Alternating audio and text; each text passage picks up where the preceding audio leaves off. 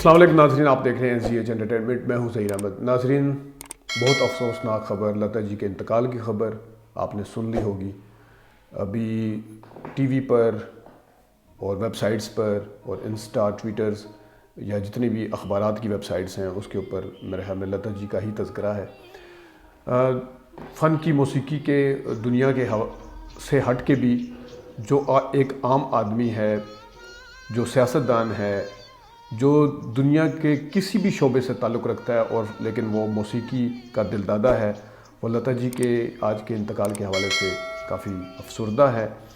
اور لتا صاحبہ جنہوں نے 70-72 سال اس دنیا پر، فن کی دنیا پر حکمرانی کی، ان کی آواز جو ہے اس کا کوئی ثانی نہیں ہے۔ وہ ایک عہد ساز ہیں۔ کئی بعد میں آنے والے، جس طرح اداکاری کی میدان میں دلیپ کمار صاحب کو استاد مانا جاتا ہے، اسی طرح لتا صاحبہ کو بھی موسیقی کی دنیا میں بہت سے لوگ اپنا استاد مانتے ہیں اور بہت سے لوگوں نے ان کے فن سے بہت زیادہ مستفید ہوئے اور نام بھی کمایا۔ کس چیز کا ذکر کریں؟ لتا جی کا نام وہ نام ہے کہ انسان، مطلب برِ صغیر کے اندر اگر کوئی پیدا ہوتا ہے اور اس کے گھر میں اگر کوئی موسیقی یا گانا یا غزل سنی جاتی ہے یا فلمیں دیکھی جاتی ہیں، لتا جی کا نام بھی ان لوگوں میں شامل ہے جن کا میرے خیال میں ہوش سنبھالتے ہوئے جن کی آواز پہلے کانوں میں پڑتی ہے اور جن کا نام بعد میں پتہ چلتا ہے۔ اسی طرح میڈم نور جہاں کی آواز ہے، اسی طرح محمد رفیع صاحب کی آواز ہے۔ مجھے یاد ہے کہ یہ دنیا محفل گانا سنا جاتا تھا جب ہم نے ہوش سنبھالا، لیکن پتہ نہیں تھا کہ یہ کون ہے۔ بعد میں پتہ چلا کہ یہ دنیا محفل تو محمد رفیع صاحب نے گایا ہوا ہے۔ اسی طرح کوئی پتھر سے نہ مارے میرے دیوانے کو، حسن حاضر ہے محبت کی سزا پانے کو، پھر یہ گلیاں یہ چوبارہ، یہاں آنا نہ دوبارہ، بھارو میرا جیون بھی سنوارو۔ کتنے گانے ہیں یہ، تو نہ کوئی امنگ ہے نہ کوئی ترنگ ہے، اور مطلب ہے نہ آپ یاد کرتے جائیں، آپ کہیں گے اچھا یہ بھی۔ جن کو اگر فرض کریں لتا جی کا نام نہیں پتہ ہوتا اور وہ گانے، جس طرح اگر وہ گانے سنتے ہیں اور وہ کہتے ہیں بعد میں انہیں کوئی بتائے آگے جو لتا جی سے واقف نہیں ہے، تو ہو نہیں سکتا کہ موسیقی کی دنیا کے اندر کوئی گانے سننے کا شوقین ہو اور لتا صاحبہ سے مخاطب نہ ہو۔ لیکن جو لوگ گانے نہیں سنتے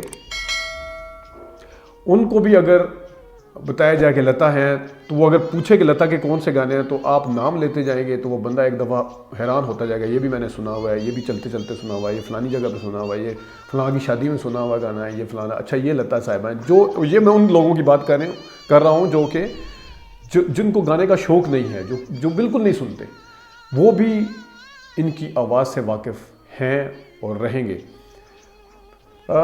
آج کے اخبارات، آج کے انسٹا، ٹویٹر، سب اخبارات، سب ٹی وی کی جو خبریں ہیں اس میں لتا جی کا تذکرہ سر فہرست ہے۔ ان کی زندگی کی جو تپسیا تھی، جو سٹرگل تھی، وہ اتنی زیادہ ہے اور اتنا دکھ بھرا ان کی شروعات تھی۔ ان کی آواز کو منحوس بھی کہا گیا، ان کی آواز کو پتلا بھی کہا گیا، ان کی آواز کو طوائف کے جیسی آواز بھی کہا گیا، ان کی آواز کو رد بھی کیا گیا، ان کو جھٹلایا بھی گیا، دھتکارا بھی گیا۔ ان کو ان کے اور نہیں بلکہ خود دلیپ کمار صاحب نے ان کے لہجے اور ان کی اردو کے اوپر ان کو تنقید کا نشانہ بنایا، اور ان کے سامنے بات کچھ اس طرح کی کچھ ایسے بڑے مکھرجی سمیت، کچھ ایسے ششتر مکھرجی سمیت کوئی بڑے ایسے نام ہیں جنہوں نے تنقید کا نشانہ بنایا۔ لیکن لتا، جن کے گھر کے حالات بھی بہت خراب تھے، جن کے والد کا انتقال ہو گیا تھا، جو کہ ایک سٹیج ڈرامہ کرتے تھے، اس کے بعد انہوں نے جب ذمہ داری سنبھالی اپنی اور باقی بہن بھائیوں کی، چھوٹوں کی، اور جو سٹرگل کی، وہ ایک اپنی مثال آپ ہے۔ ہم نے لتا اور نور جہاں کے ایک کمپیریزن میں ویڈیو بنائی تھی، وہ آپ نے دیکھی ہوگی، لیکن ہم نے لتا جی صاحبہ کے حوالے سے ایک ان کی جو تپسیا ہے، ان کی جو سٹرگل ہے، ان کی جو شروعات ہے، بڑی انٹرسٹنگ ہے۔ وہ کس طریقے سے آئی، اور دیکھنے والوں کے لیے جو زندگی کے کسی بھی فیلڈ میں سٹرگل کرنا چاہتے ہیں اور اپنی منزل کو پانا چاہتے ہیں، ان کے لیے ایک مشعل راہ ہے، ایک ایگزامپل ہے، لیونگ ایگزامپل ہے کہ انہوں نے کس طریقے سے کن کن مشکلات کا سامنا کرتے ہوئے اس منزل تک وہ پہنچی تھی. میڈم نور جہاں ان کے حوالے سے کیا کہتی تھی, دلیپ کمار صاحب کا کیا ماننا تھا, اشوک کمار صاحب ان کے حوالے سے کیا کہتے تھے, ان کی زندگی میں کس موسیقار نے, کس ڈائریکٹر نے اہم رول ادا کیا, کون کون سے ڈائریکٹر یا موسیقار ایسے تھے جنہوں نے ان کو دھتکارا, جھٹلایا. یہ تمام آج ہم ان کی یادیں تازہ کرنے کے لیے ہم باقی بھی بات کرتے رہیں گے, باقی ویڈیوز میں بھی بات کریں گے, لیکن ہم نے مناسب یہ سمجھا ہے کہ ہم آپ کو اس ویڈیو کو آج دوبارہ دکھائیں جو ہم نے ان کی بایوگرافی کے حوالے سے, ان کی اسٹرگل کے حوالے سے بنائی تھی. وہ آپ کے لیے آج حاضر خدمت ہے. چلتے چلتے رنگیلا رے لگ جا گلے نہ کوئی امنگ. لتا 1929 میں پیدا ہوئی. اس کا نام ہیما رکھا گیا.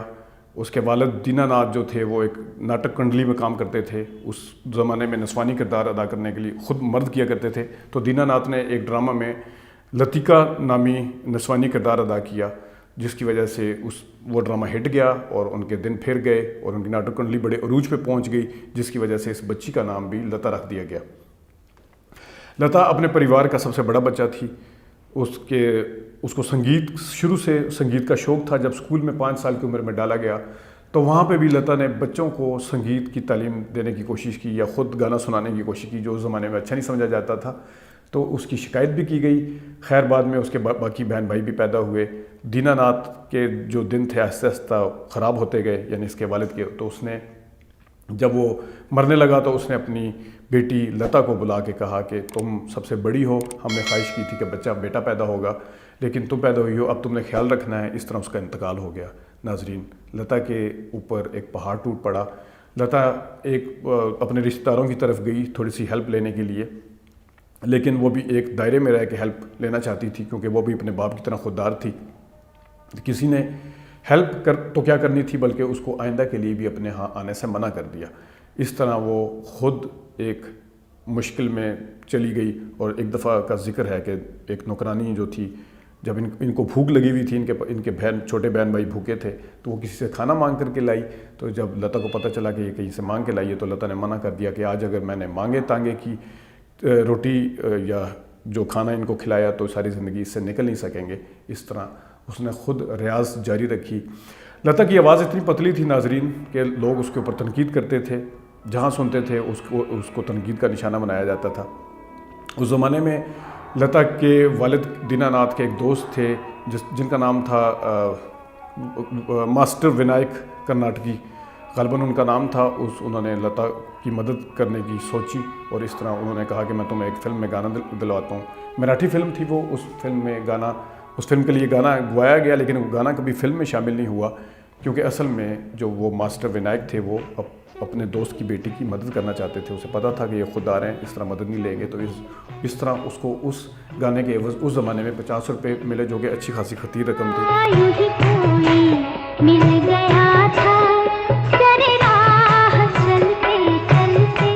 ناظرین, یہاں کہانی بس نہیں ہوتی. جس وقت اس کو مراٹھی فلم میں ایک چائلڈ سٹار کے طور پہ رکھا گیا تو اس کے کردار کو پسند کیا گیا. ایک اور فلم میں رکھا گیا جس میں چائلڈ سٹار کا کردار تھا, ہیروئن کی بہن کا کردار تھا, لیکن ان کے گانے کو پسند نہیں کیا گیا. سب نے کہا کہ بیمار لگتی ہے, آواز پتلی ہے, سر ایک جیسا ہے, اونچے سر میں گاتی ہے, ٹھیک نہیں ہے, میل نہیں کھا رہی. کیونکہ اس زمانے میں کی جو گلوکارائیں تھیں ان کی اپنی ایک آواز تھی. کوئی ناک سے گاتی تھی, شمشاد بیگم, نور جہاں کا اپنا ایک سٹائل تھا, ایک اور امیر بھائی تھی. تو سب کی آوازیں ایک سولڈ جسے کہتے ہیں وہ تھی. اس کی لتا کی آواز کیونکہ الگ سی تھی, پتلی تھی, تو ماسٹر نے سوچا کہ کیوں نہ اس کو پونا سے ممبئی لایا جائے جہاں پہ ہندی فلموں کے لیے ٹرائی کیا جائے. ہندی فلم کے لیے اس کو کاسٹ کیا. تو وہاں پہ بڑی دیدی کے نام سے ایک فلم تھی جس میں میڈم نور جہاں ہیروئن کا کردار ادا کری تھی. اس میں لتا کا بھی کردار تھا. لتا کی آواز جب نور جہاں نے سنی تو وہ حیران ہو گئی اور اس نے سب کو کہا کہ میری بات ایک گرہ سے باندھ لیں, یہ بچی بہت آگے جائے گی اور بڑا نام کمائے گی. لتا کے دن پھرنے ہی والے تھے تو اسی دوران اس کے والد کا جو دوست تھا, جو اس کا محسن تھا, ماسٹر ونائک, اس کا انتقال ہو گیا, جس کے ساتھ بعد میں سمبند بھی جوڑنے کی کوشش کی گئی. حالانکہ وہ خود ایک بیٹی کا باپ تھا جو کہ فلم کی سٹار نندا بنی, جو جب پھول کھلے گی سے میں جو ہیروئن بھی تھی. ناظرین آپ نے دیکھا ہوگا وہ بھی اسی کی بیٹی تھی. اسی دوران میں ناظرین لتا نے سوچا کہ اب کیا کیا جائے, واپس نہیں جاؤں گی پونا. وہ ممبئی میں رہی, ایک چھوٹا سا کمرہ کرائے پہ لیا اور جتنے بھی ماسٹر ونائک کے جاننے والے تھے ان سے ملی. ایک وسنت کلیگر ایک نام کا ڈائریکٹر اور پروڈیوسر تھا, اس کے پاس گئی. اس نے لتا سے ایک گانا گوایا. اس گانے کے عوض اس کو 400 روپے کا معاوضہ اس زمانے میں ملا. لیکن گانا جب تھا اس گانے کے اوپر اتنی تنقید ہوئی, کوئی پذیرائی نہیں ملی. اس میں بھی اداکاری کی تعریف ہوئی اس فلم میں بھی, لیکن اس کو کوئی بالکل بھی پذیرائی نہیں ہوئی. تو اس طرح لتا کی آواز کے حوالے سے سوچتے ہی رہے. جہاں لتا کی آواز پہ تنقید کرنے والے بے تحاشا تھے, وہاں پہ تعریف کرنے والے بھی تھے. اس میں ماسٹر غلام حیدر تھے. ماسٹر غلام حیدر نے لتا کو اس سے ملاقات کی, اسے کہا کہ میں تمہیں ایک پروڈیوسر ہیں. اس زمانے میں بہت بڑے پروڈیوسر تھے, ششدا مکھرجی غالباً ان کا نام تھا. اس کے پاس لے کر کے گئے تو ان کو کہا کہ شہید فلم کے لیے گانا ریکارڈ کروانا چاہتا ہوں, یہ بچی گائے گی. وہ اس زمانے میں شہید فلم بنا رہے تھے. تو شہید کے لیے جب اس پروڈیوسر نے ششدر مکھرجی نے جب آواز سنی تو اس نے کہا یہ تو گھٹیا طوائف کی آواز لگتی ہے, اس کو یہاں سے لے جاؤ. تو ماسٹر غلام حیدر نے ان کے ساتھ لڑائی بھی کی اور انہوں نے کہا کہ اگر یہ بچی اس فلم کے لیے نہیں گائے گی تو میں بھی اس فلم کے لیے موسیقی نہیں دوں گا.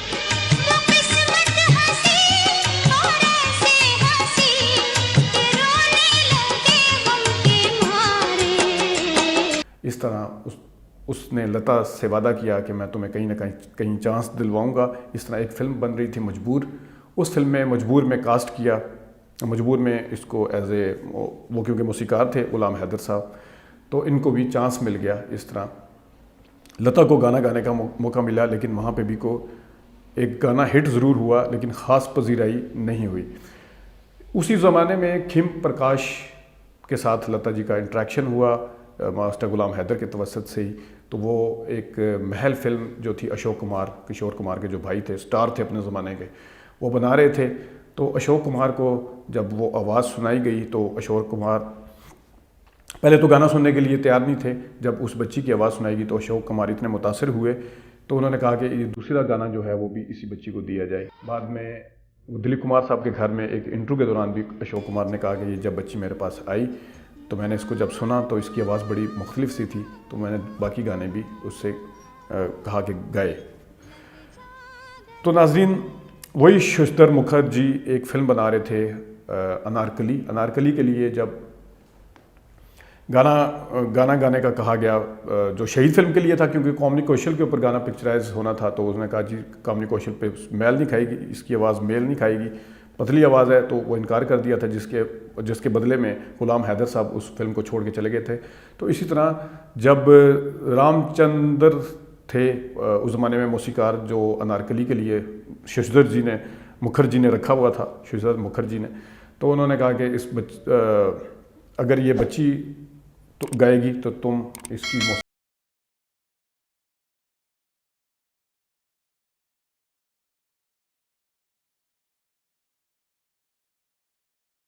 جو موسیقار تھے وہ بھی ضد باندھ کے بیٹھ گئے. اب کوئی بھی موسیقار جو تھا انارکلی کی موسیقی دینے کے لیے تیار نہیں تھا, کیونکہ مشکل اور تاریخی فلم کی موسیقی دینا کوئی آسان کام نہیں تھا. تو دوبارہ مکھرجی صاحب نے مجبور ہو کے رام چندر کو ہی دوبارہ سے چانس دیا. تو جب گانا گایا تو ایک گانا گایا, اس میں لتا کے گانے کے ساتھ ساتھ کچھ ہچکیوں کی آواز تھی. تو ششدر مکھرجی تو وہ آگ بگولا ہو گئے گانا سن کے. انہوں نے 75,000 اس زمانے میں بڑی رقم تھی, اس کو ہرجانہ ٹھوک دیا کہ یہ تم نے کیا کیا. اسی ٹائم پہ یہ انارکلی فلم ریلیز ہوئی اور گانے کا اتنا چرچا ہوا کہ لوگ بار بار سینماؤں پہ وہ گانا سننے کے لیے جاتے تھے.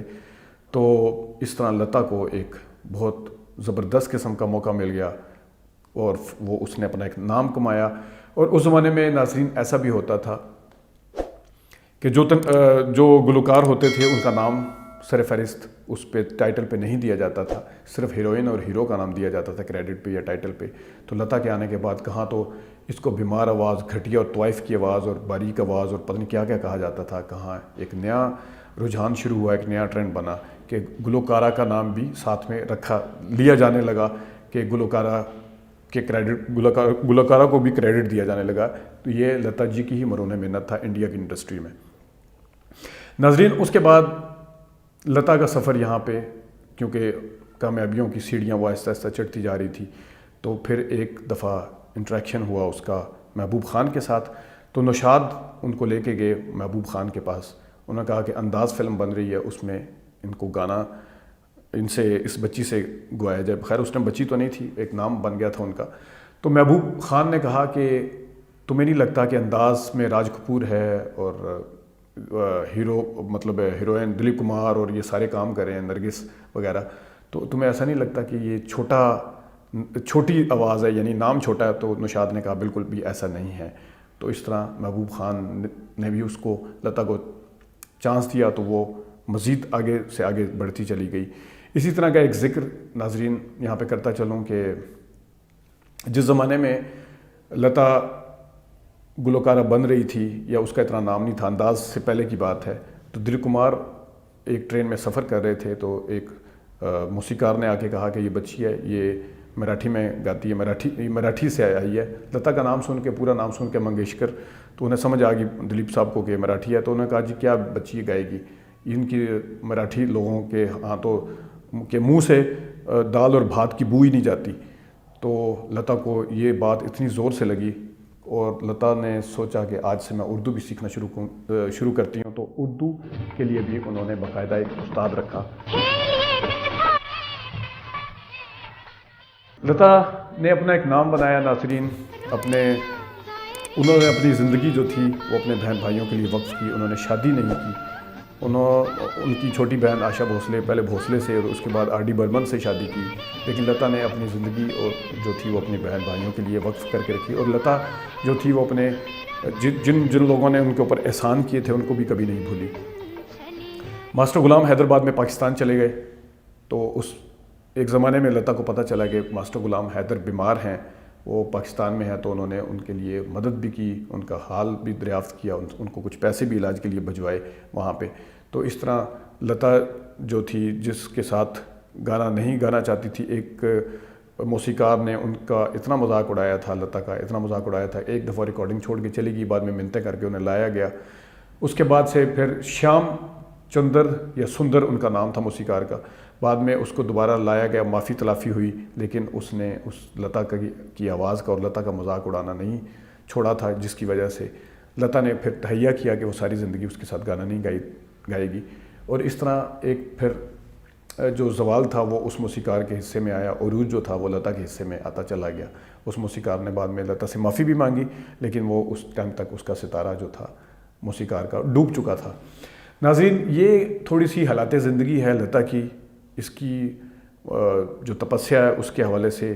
تو جو ستارہ جو تھا وہ ایک عروج پہ نہیں آ پا رہا تھا, جس کو کہیں سے کوئی موقع نہیں مل رہا تھا, جس کو کوئی چانس نہیں مل رہا تھا, جس کی طرف کوئی آنکھ اٹھا کے نہیں دیکھتا تھا, اگر دیکھتا تھا تو مذاق اڑاتا تھا اور وہ اس کی تصحیح کی جاتی تھی. وہ ستارہ جو تھا وہ جب اپنے افق پر چمکا, کہ کئی ہیروئنیں خود سفارش کرتی تھی کہ ہم فلم میں تب کام کریں گے جب لتا اس میں ہوگی. اس میں مدھو بالا بھی سر فہرست تھی. ناظرین آپ نے دیکھا کہ لتا صاحبہ کی جو سٹرگل تھی, جو تپسیا تھی, وہ کتنی زبردست تھی, اور پھر جو ان کو مقام ملا وہ اس سے بھی زبردست ملا.